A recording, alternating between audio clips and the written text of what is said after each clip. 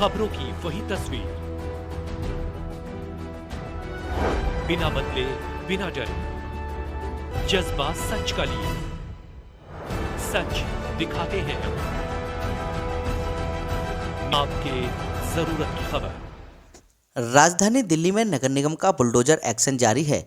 लगातार अतिक्रमण पर कार्रवाई करते हुए दिल्ली को अतिक्रमण मुक्त बनाया जा रहा है। उसी कड़ी में सीमापुरी विधानसभा स्थित दिलशाद गार्डन वार्ड 219 ताहिरपुर में बने एशिया के सबसे बड़े कुष्ठ आश्रम में कुष्ठ रोगियों के लिए बने लगभग 22 एकड़ खेती की जमीन पर बाहरी लोगों द्वारा किए गए अतिक्रमण को नगर निगम के बुलडोजर की मदद से हटाया गया। इस अतिक्रमण हटाओ अभियान में भारी पुलिस बल के साथ शाहदरा नॉर्थ जोन के डिप्टी कमिश्नर संजीव कुमार मिश्रा के साथ नगर निगम के सभी डिपार्टमेंट और अधिकारियों के साथ कर्मचारी भी उपस्थित रहे।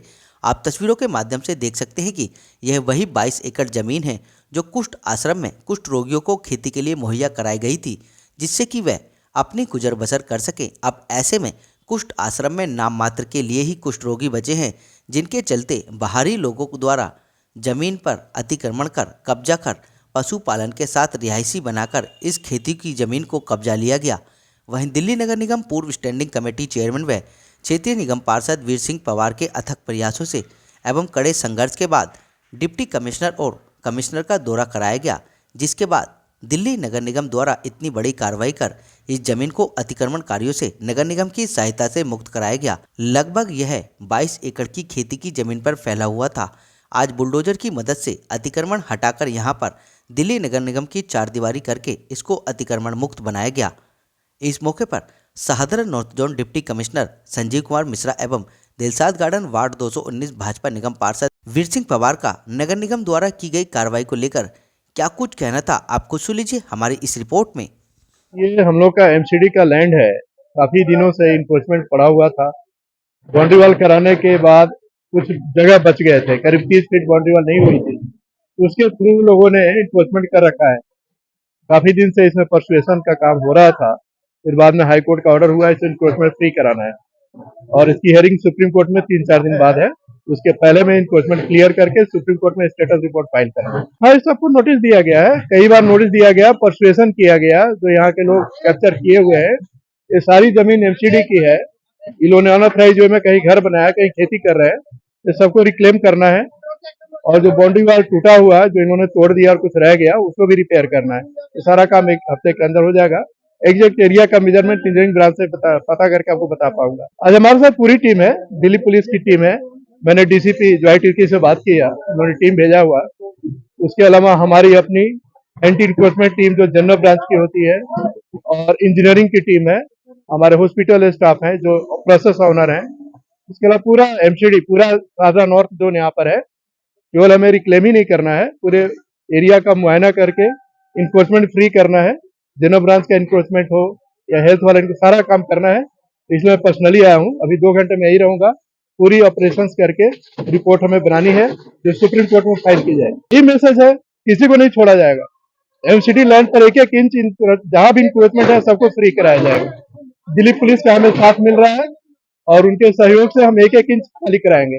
ये डिलिमिटेशन के बाद ये एरिया मेरे पास आया कुष्ठ आश्रम का, जिसमें डीडे ने 21 बीघे जमीन जो दे रखी थी कुष्ठ रोगों के लिए, जो उस समय 1959-60 के आसपास की जो लेपर्स हैं वो अपना समय व्यतीत करें, खेती को करें। लेकिन मात्र 5-6 रोगी कुष्ठ आश्रम में रह गए और उनके न जाने कहां के लोग सारा धीरे धीरे उस लैंड पे कब्जा कर रहे थे। डिलिमिटेशन बात जब मेरे पास आई तो मैं जब वहां पर खेती पे गया, स्टैंड कमेटी चेयरमैन के नाते भी विजिट मैंने वहां दी थी, तब देखा सारे लोग धीरे धीरे करके यूपी की तरफ से अंदर आ रहे हैं और प्रोजेक्ट वालों ने आधा दीवार करके पूरा एरिया छोड़ दिया ताकि ये लोग अंदर आते रहे। मैंने बड़ा संघर्ष किया, इसलिए बड़ा अधिकारियों को बोला, इवन मैं कमिश्नर महोदय के पास गया कि हम अपना लैंड बैंक तो कम से कम अपने पास सुरक्षित रखें। आज मुझे बड़ी खुशी है और डीसी महोदय से भी मैंने आग्रह किया था कि भाई आप इसमें एक्शन लो। और जो कस्टोडियन है वहां पर, जो डॉक्टर जो डिस्पेंसरी है, जो कस्टोडियन है, मैंने बोले कस्टोडियन के अगेंस्ट भी कार्रवाई होनी चाहिए। ये कैसे लोग यहाँ अंदर घुस गए?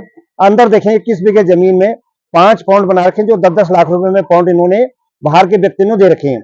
कोई लेपर्स नहीं, बाहर के आदमी। वहां गाय भैंस बंदी पड़ी है, भैंसे बंदी पड़ी है, दूध बिक रहा है। वहां पर बकरियों के लिए बाड़ा बंदा, कम से 5000 गजा उसने वहां पर कब्जा कर रखी है।